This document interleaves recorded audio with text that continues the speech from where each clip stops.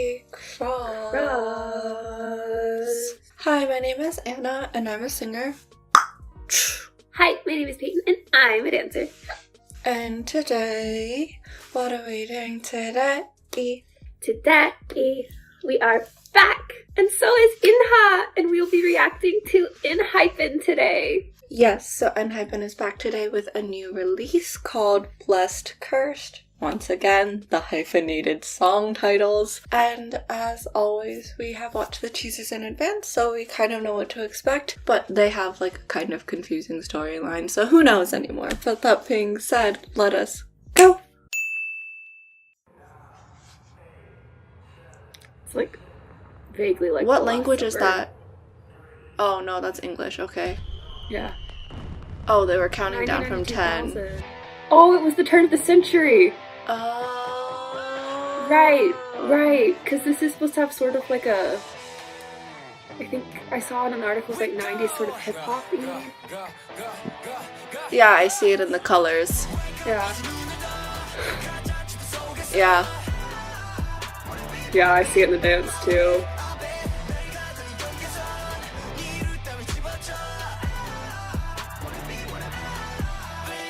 Their outfits kind of remind me of like the Backstreet Boys or NSYNC. Yeah. I kind of love it. Oversized everything. Yeah.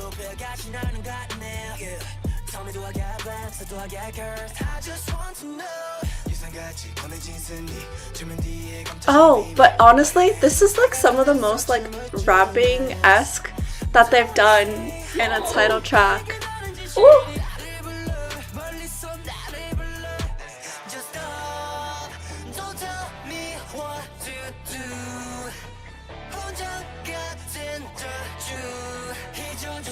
Oh, this is a cool room. Especially for like the turn of the century, like 99, 2000 aesthetic. Aww.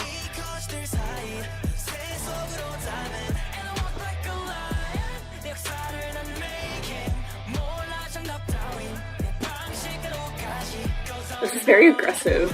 Yeah. Like a lot more aggressive than they usually are. I know. I mean, instrumentally too, it's very punchy, even from the teasers.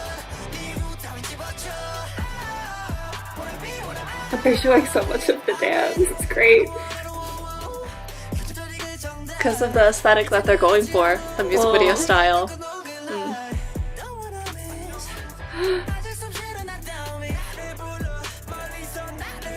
Oh, let's go. You could hear the Aussie accent. Oh, the symmetry was cool. Oh!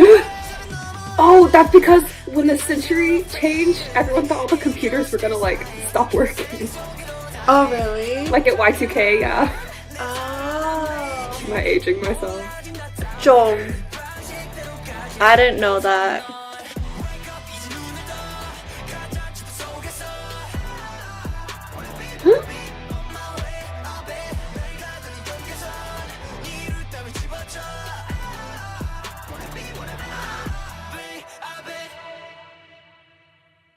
Oh? That was short. Oh, I Oh! wasn't expecting it to. Oh! Oh? It's their like comic.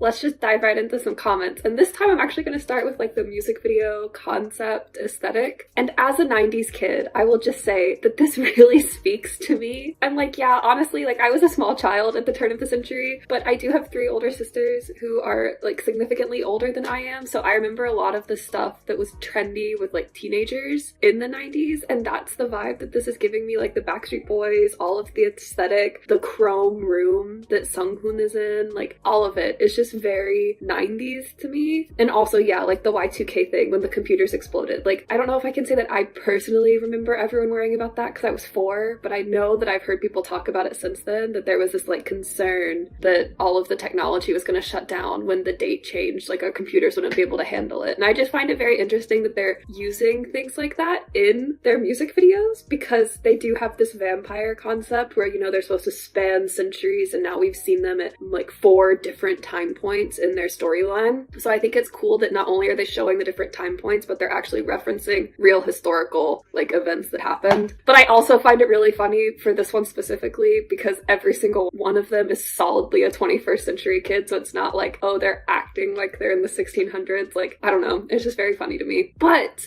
more than just like the clothing or like the aesthetic and the scenes they're showing, like it's just all so on brand for this like style that they're going for. Like the fisheye, even the lyrics, it reminds me of some like, when I was reading the lyrics, I was literally thinking about old Backstreet Boys, New Kids on the Block sort of songs. And I was like, this just fits so well. I feel really old in this reaction.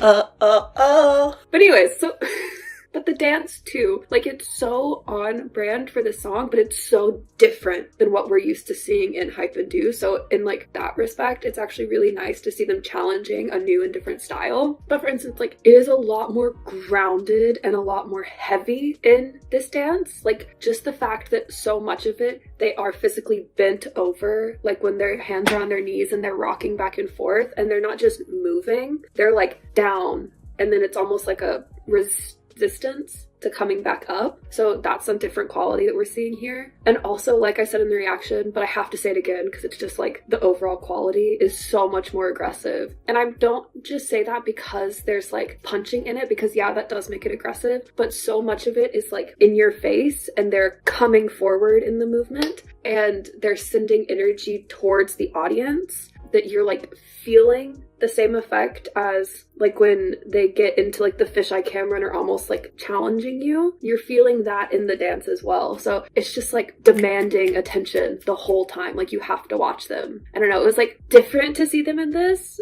but I'm not mad about it because it's good to see them like challenging themselves, growing. So Anna's turn. Hello, so it is my turn for comments now, and we are starting with the common themes in the song. You hear it right from the start of the song, the electric intro, and it's two different lines as in like two different individual instruments playing together for the electric section, and that theme from the electric is the one thing that is consistent throughout the entire song. And when I say the entire song, I mean like literally in all parts of the song. It's just that after the intro, it starts to take more of a background role. So it's like in mixing, the level is placed way lower, and then it like starts to come back up again later in the song. Another part, section, and a common theme for this song is the beat that you hear. That is basically the same beat for most of the song. You hear the heavy bass. It's also syncopated as well, and it's kind of working together with the snare line. The snare sound is really interesting though. It's like very thin sounding and sharper. I would say like higher pitch than like the typical snare sound that you think of. If I think of like groundedness, not that a snare is ever like grounded, but if I think of like groundedness, this one felt more kind of like floaty and upper than usual. But yeah, so the beats outlining are another common theme. It's just not really present in the pre-choruses, since pre-choruses are like more pulled back so that you can like relax a little bit, build up before the chorus sections. The chorus sections is when the last sort of like common theme part of the song comes in. So you have your electric, you have your bass and snare, and then in the chorus you have the horns. The horns I immediately noticed when watching the teasers originally, because I was like, oh, this is like very, very grounded horns. It's like trombone tuba horns, so very deep and heavy, and they help bring depth in the chorus as well. It switches notes for like each new chord, so it's helping outline the chord progression. But I was going to say, you are talking about punchiness, and yes, there is some punchiness that comes from like the horns individually and like the heavy bass that you hear individually, but at the start of each phrase, so a phrase would be 2 measures in 4/4 time.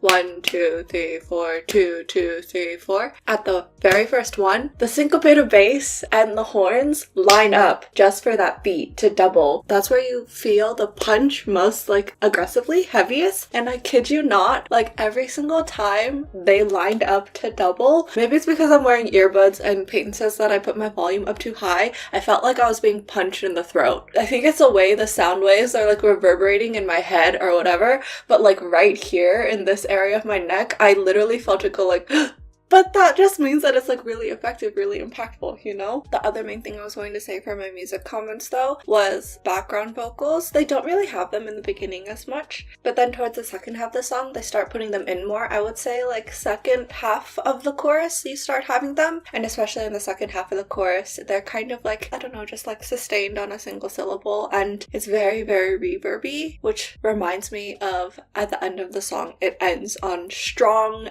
echo plus reverb. Not just one or the other, but both, which is very, very reminiscent of like the time period that they're going for, all the music like that. You know what I'm talking about, Peyton. I see you nodding. But anyways, those are all of my comments. That being said, it is time to TLDR, and TLDR of this video is first and foremost, ENHYPEN, congratulations on another amazing comeback. This time around, ENHYPEN tried a new style that is pretty familiar to us, and so obviously we were vibing along to it, and it's always nice to see them challenging new things, helping them grow, and we were pretty into it. If you couldn't tell, this aesthetic really speaks to both of us, so. But as always, if you'd like to talk with us more about ENHYPEN, about the turn of the century, or like this style, like Backstreet Boys, NSYNC, then feel free to reach out to us on your socials, which are linked in the cards. And as always, if you enjoyed this video, be sure to like, comment, subscribe, turn on your notification bell, and bye! Bye!